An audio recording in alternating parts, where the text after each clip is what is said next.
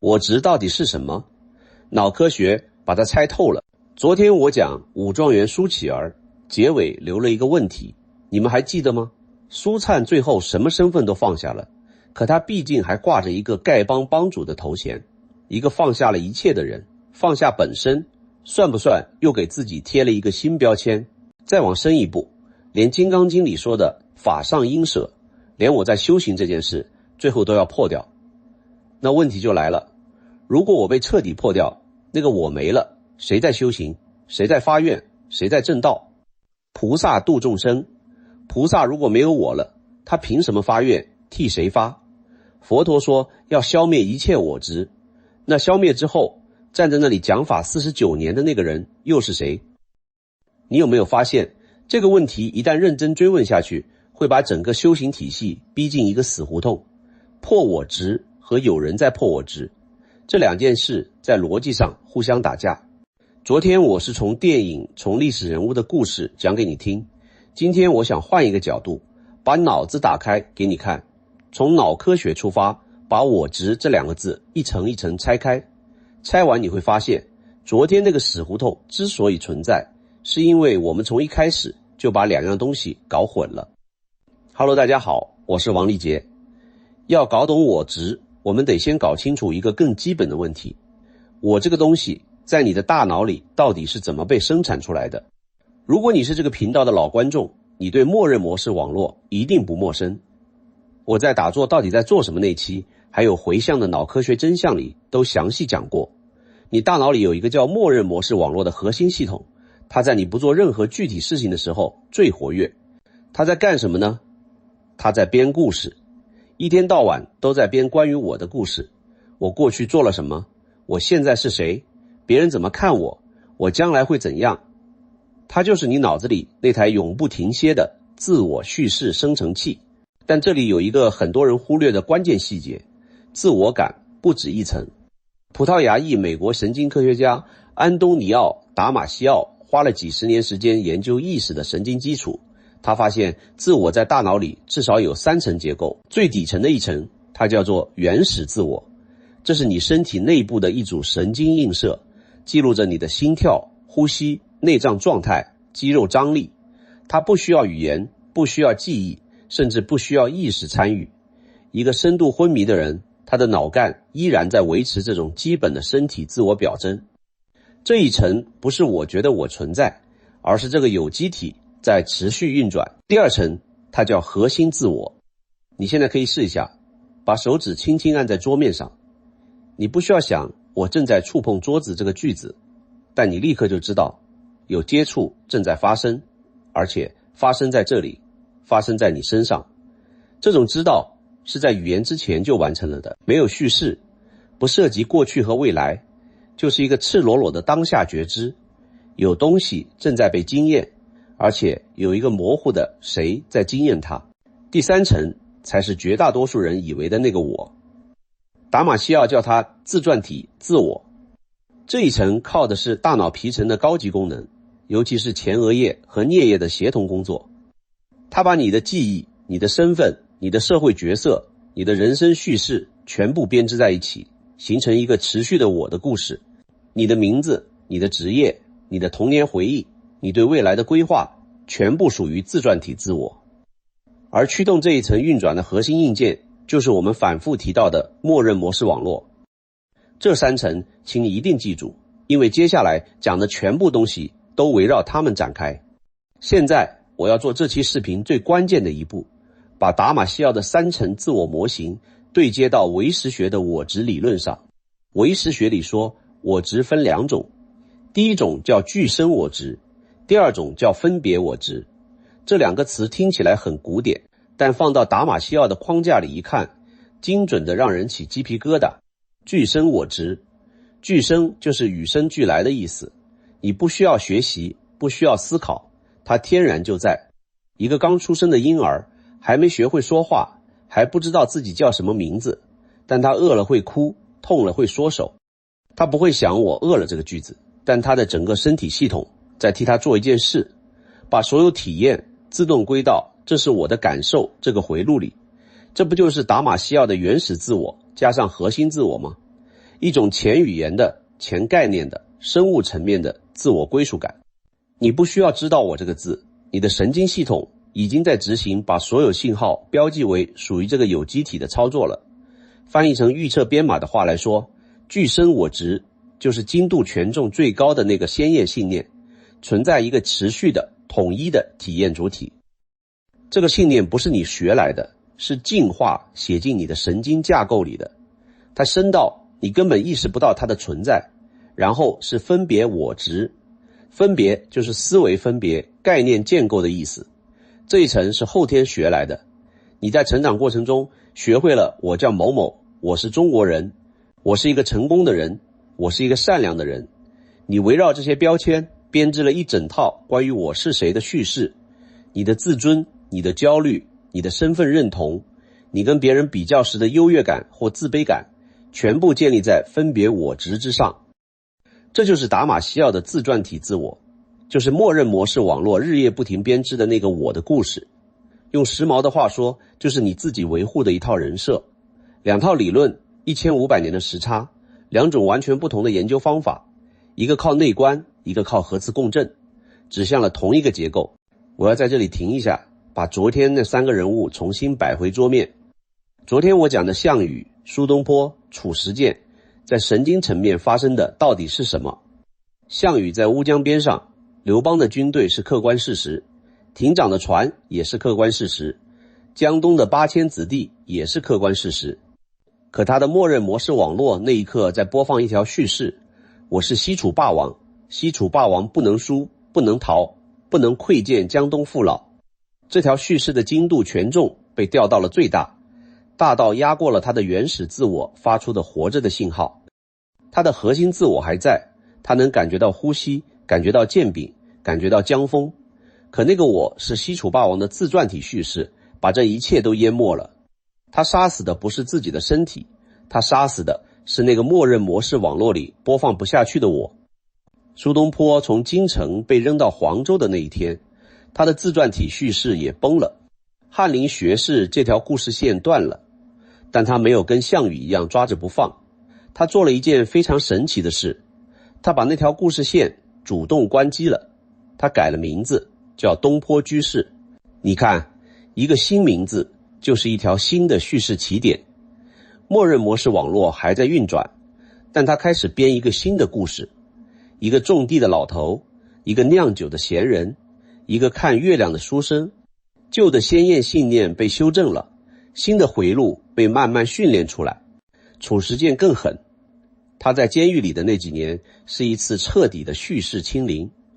走出监狱的那个老人已经不是那个燕王了，他蹲到哀牢山上跟农民学嫁接，不是因为他开悟了什么宇宙真理，是因为他默认模式网络里那条我是燕王的高权重先验被时间和墙壁一起磨掉了。磨掉之后，他才能真的蹲下来。所以你看，昨天我讲的是3个人的命运，今天我给你看的是命运这把刀是在哪一层神经组织上划过去的。好，带着这个画面再回到关键问题，佛学说要破我执，到底破的是哪一层？这个问题的答案直接决定了昨天那个死胡同到底通不通。先说结论，修行要破的首先是分别我执，最终是具身我执。但破这个字被严重误解了，绝大多数人听到破我执，直觉反应是把我消灭掉，变成一个没有自我感的空壳。这个理解大错特错。你的手机上有一个杀毒软件，它扫描病毒，清除恶意程序。如果我跟你说把病毒清除掉，你会理解成把手机砸了吗？当然不会。清除病毒是让手机恢复正常运转，不是毁掉手机。我执是那个病毒，我的基本功能从来都不是病毒。达马西奥的研究恰好从神经科学的角度验证了这一点。临床上有一类病人因为脑损伤丧失了自传体自我，他们不记得自己是谁，不记得自己的过去，没有连贯的人生叙事，但他们的核心自我还在，他们依然能感受当下的疼痛和愉悦，依然能和眼前的人产生及时的情感互动，依然能当下的回应环境。他们失去的是我的故事，但没有失去此刻的觉知。更有意思的是，这些患者在失去自传体自我之后，很多人反而表现出一种令人意外的平和。你想想那种感觉，脑子里那个声音突然安静了，那个永远在比较、在担忧、在编排明天剧本的声音停了。不是因为他们开悟了，而是因为那台不停编故事、制造焦虑的机器被强制关机了。你把这个临床观察放到唯识学的框架里，分别我执被拿掉了，但具身我执的基本功能还在。人没有消失，痛苦的叙事机器停了。当然，这些患者是因为脑损伤被动地失去了叙事功能。修行者是通过训练主动超越叙事，一个是系统故障，一个是系统升级，这是两回事。但他至少在神经层面证明了一件事：拿掉我的故事不等于拿掉我的存在。而唯识学对这件事的描述比达玛西奥还要精准。唯识学不说消灭莫那什，他说转识成智。莫那什就是那个永远在抓取我的第七识，它不是被消灭了，是被转化了。转化成什么？平等性质。平等性质不是没有自我，是不再强迫性的把一切分成我的和不是我的。你依然能区分这是你的手，那是别人的手。你依然能做决策，有偏好，对不同的事情有不同的回应。但那个把所有体验都强行拽进我的叙事的自动化程序停了。用预测编码的话来说，那个虚高的精度权重被调回了合理水平，不是归零，是回到它该在的位置。到这里，昨天那个死胡同就通了。菩萨破了我执之后，为什么还能发愿？因为发愿根本不需要我执来驱动，恰恰相反，我执是发愿的最大障碍。你想想，一个被分别我执驱动的人发愿，他的愿长什么样？我要成佛，我要度众生，我要比别人修得好，主语全是我，动力全是自我实现。这种愿在唯识学里叫有漏善，它能产生正面效果，但它同时在喂养我这个鲜艳信念，让你的莫那什越来越膨胀。你修得越好，我是一个高级修行者，这副眼镜就越厚。而一个破了分别我执的菩萨发愿呢？金刚经里有一句话，几乎可以当诊断报告来读：如是灭度无量无数无边众生，实无众生得灭度者。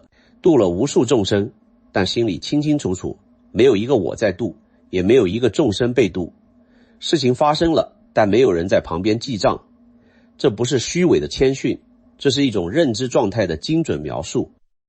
当莫那什不再强迫性的把一切贴上我的标签，行动依然发生，慈悲依然涌现。但那台故事机器不再同步运转，不再把这一切编进我有多了不起的叙事里。菩萨的愿不是从默认模式网络的自我叙事里生出来的，它是从核心自我那一层直接涌现的，一种前叙事的当下的对苦的直接回应。就像你看见一个孩子摔倒了，你的手已经伸出去了，根本不需要先想一想我是不是一个有爱心的人。这也解释了一个很多人困惑的问题：为什么大乘佛学说无我的同时，又承认有因果、有轮回、有修行主体？因为无我否定的不是功能性的自我过程，而是否定存在一个固定的、不变的、独立的实体，叫做我。你的身体在代谢，你的神经元在重塑，你的记忆在修改，你每时每刻都不是5分钟前的你，但有一个持续的过程在流淌，因果的链条，种子的更新，体验的延续。我在讲无我和轮回那期用过一个比喻，河流。河流是真实的，你可以在里面游泳，但你永远抓不起一把河来带走。我就是那条河。你可以说河在流，但如果你非要问河在哪里，指着任何一滴水说这就是河，那都是错的。河不是任何一滴水，河是水流动的过程本身。我不是任何一个念头，任何一段记忆，任何一个身份标签，我是意识流动的过程本身。我执是你在这条河上插了一面旗子，写上这是我的河，然后拼命抓住旗杆不放。破我执不是把河填了，是把旗子拔了。河还在流，水还在动，但没有人站在旁边宣布这条河属于我。昨天我讲苏灿在乞丐堆里那一场戏，讲吴孟达对他说，以前那不叫人过的日子，现在这才叫人过的日子。你现在应该能看清楚那一刻发生了什么。分别我执崩了，自传体自我里那个苏家少爷的叙事停播了，但核心自我反而第一次被放出来。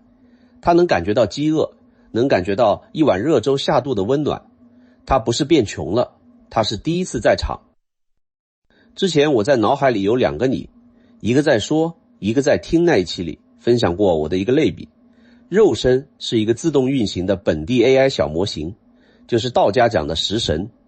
灵魂是坐在肉身驾驶舱的元神。虽然肉身将同一个觉知解离到了两个不同的具身智能躯体里，但灵性的层面，所有有情众生本就是一体的。是那个我执占用了你所有的带宽，让你和宇宙超级意识本源的连接几乎中断了。然后你就像特斯拉无人驾驶一样，靠着本地小模型在世间游走。遇到突发情况的时候，元神也无法接管方向盘，因为他在睡觉，在休眠。修行就是要设法让元神醒来，时刻监控路况信息，在需要的时候稍微接管一下方向盘。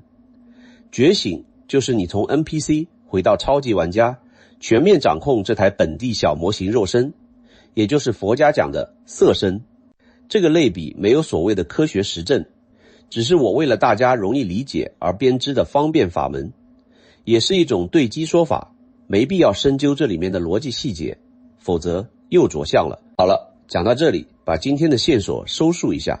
达马西奥拆出了3层自我，唯识学在1500年前做了几乎相同的区分。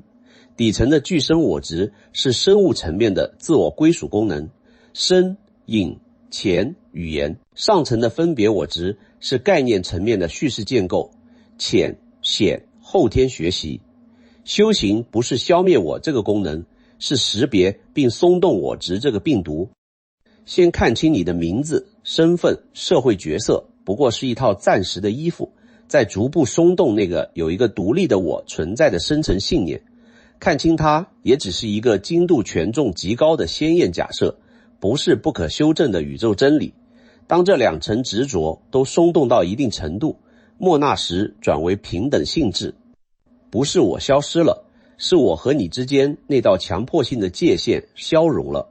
你依然有独特的视角、独特的因缘、独特的使命，但你不再被一台叙事机器绑架着，把一切都往我的功劳或我的痛苦上编。菩萨的愿恰恰是在这种状态下才最有力量，因为他不需要我来加油，他的燃料是对苦的直接觉知，没有我的和他的区分，没有我在度众生的包袱，行动反而更纯粹、更持久，更不容易被自我消耗拖垮。所以回到昨天周星驰留下的那个问题，苏灿最后当了丐帮帮主，这难道不也是一个身份吗？现在你可以用今天的框架给自己一个答案了。如果丐帮帮主这个标签进了他的默认模式网络，变成了一条新的我是谁的自传体叙事，那他就是新的一件衣服，会勒他。但如果他只是一个功能性的称呼，别人叫他一声，他答应一下，事情做完就散，他就停留在核心自我那一层，根本没进自传体的那个故事。没进故事就没有锁。你们每一个人其实每天都在做同一道判断题。你今天早上醒来对自己说的第一句话是什么？是我今天要成为那个很厉害的我，还是我今天先喝一口水，感觉一下水进入身体？第一种是自传体自我在开机，第二种是核心自我在线。修行不是让你不喝水不做事，是让你在做事的时候少开一点机。最后我想留一个更大的问题，今天我们说破我执不是消灭我，是松动执，但执松到什么程度算破？假如这条河上的旗子全拔了，水还在流，但如果连水在流这个觉知本身也不再被任何主体所拥有，那这条河还是一条河吗？还是说它变成了一种我们连名字都还没有的东西？苏灿放下了所有身份，留在了乞丐里，这已经让很多人不能理解。但如果连放下都放下了，连留下也留不住了，那个时候的那个人还能被称为一个人吗？你怎么看？评论区里说说你的想法，也说说你听完昨天那期和今天这期，心里有没有哪一个按钮被悄悄按了一下。我是王立杰，我们下期见。